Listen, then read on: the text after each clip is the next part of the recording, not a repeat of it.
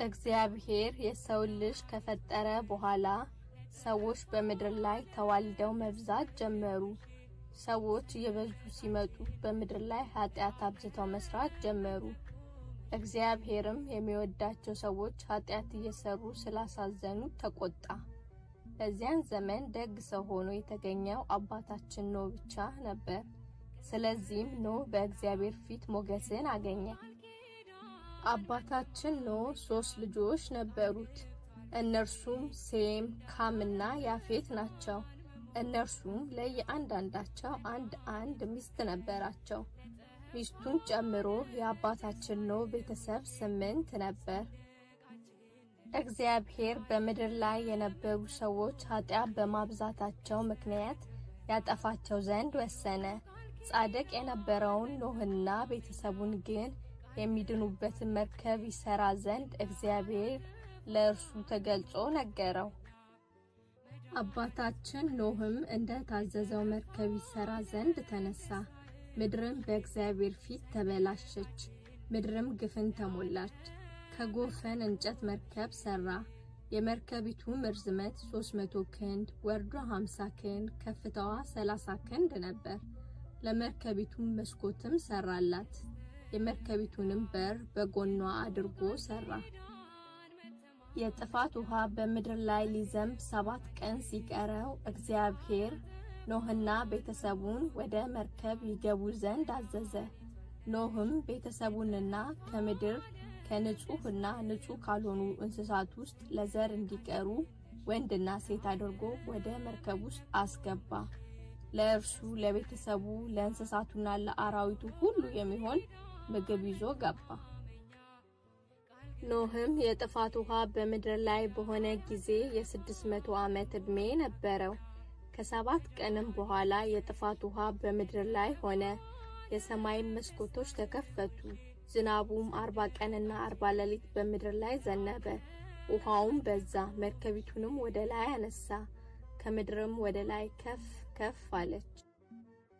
ውሃውም አሸነፈ፣ በምድር ላይ እጅግ በዛ። መርከቢቱም በውሃ ላይ ሄደች። ውሃውም በምድር ላይ እጅግ ከመብዛቱ የተነሳ ታላላቅ ተራሮች ሁሉ ተሸፈኑ። በምድርም ላይ ሥጋ ያለው የሚንቀሳቀሰው ሁሉ፣ ወፍም፣ እንስሳውም፣ አራዊቱም፣ በምድር ላይ የሚርመሰመሰው ተንቀሳቃሹም ሁሉ፣ ሰውም ሁሉ ጠፋ። ከ40 ቀናትም በኋላ እግዚአብሔር ኖህን በመርከብም ከእርሱ ጋር የነበረውን አራዊቱን ሁሉ እንስሳቱንም ሁሉ አሰበ። እግዚአብሔርም በምድር ላይ ነፋስን አመጣ፣ ውሃውም ጎደለ፣ ዝናብም ከሰማይ ተከለከለ። ውሃውም ከምድር ላይ እያደር ቀለለ። ከ150 ቀንም በኋላ ውሃው ጎደለ። መርከቢቱም በ7ኛው ወር ከወሩም በ17ኛው ቀን ከአራራት ተራራ ላይ ተቀመጠች። በ10ኛው ወር ደግሞ የሌሎች ተራሮች ራሶች ተገለጡ። ኖህም የሰራውን የመርከቢቱን መስኮት ከፈተ። ኖህም ከእርሱ ጋር የነበረውን ቁራንም በምድር ላይ የሆነውን ሁሉ አይቶ ይመለስ ዘንድ ከመርከብ ውጪ ላከው። እርሱም ተመልሶ ሳይመጣ ቀረ። ውሃውም በምድር ላይ እስኪደርቅ ድረስ ወዲያና ወዲህ ይበር ነበር። ቁራም ወጥቶ ሲቀርበት አባታችን ኖህ ውሃው ከምድር ፊት ቀሎ እንደሆነ እንድታይ እርግብን ደግሞ ላካት። እርሷ ወደ መርከብ ተመለሰች። ውሃ በምድር ላይ ሁሉ ስለነበረ እጁን ዘረጋና ተቀበላት። ወደ እርሱም ወደ መርከብ ውስጥ አስገባት። ከዚያም በኋላ ደግሞ እስከ 7 ቀን ቆየ። እርግብንም እንደገና ከመርከብ ላካት። እርግብም በማታ ጊዜ ወደ እርሱ ተመለሰች። በአፏም እነሆ የለመለመ የወይራ ቅጠል ይዛ ነበር። ኖህም ከምድር ላይ ውሃ እንደቀነሰ አወቀ። ደግሞ እስከ 7 ቀን ቆየ። እርግብንም ዳግመኛ ሰደዳት። እርግብም ደረቅ መሬት አግኝታ ስለነበር በዚያው ቀረች። ኖህም ምድር መድረቋን አወቀ። የመርከቢቱን ክዳን አነሳ። ውሃው ከምድር ፊት እንደደረቀ አየ። እግዚአብሔርም ለኖህ እንዲህ ብሎ ነገረው፣ አንተ ሚስትህንና ልጆችህን የልጆችህንም ሚስቶች ይዘህ ከመርከብ ውጣ። ካንተ ጋር ያሉ አራዊት ሁሉ፣ ስጋ ያላቸውን ሁሉ፣ ወፎችንም እንስሶችንም ሁሉ፣ በምድር ላይ የሚንቀሳቀሱትንም ሁሉ ካንተ ጋር አውጣቸው። በምድርም ላይ ይዋሉ፣ በምድርም ላይ ይብዙ። ኖህም ልጆቹንና ሚስቱን የልጆቹን ሚስቶች ይዞ ወጣ።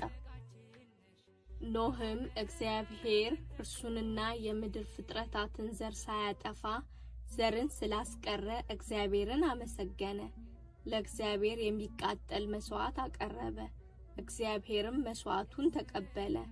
ቀድሞም እንደነበረው የምድር ፍጥረታት እንደተለመደው መኖር ጀመሩ። በምድር ላይ መዝራትና ማጨድ፣ ብርድና ሙቀት፣ በጋና ክረምት፣ ቀንና ሌሊት ሳይቋረጡ ቀጠሉ።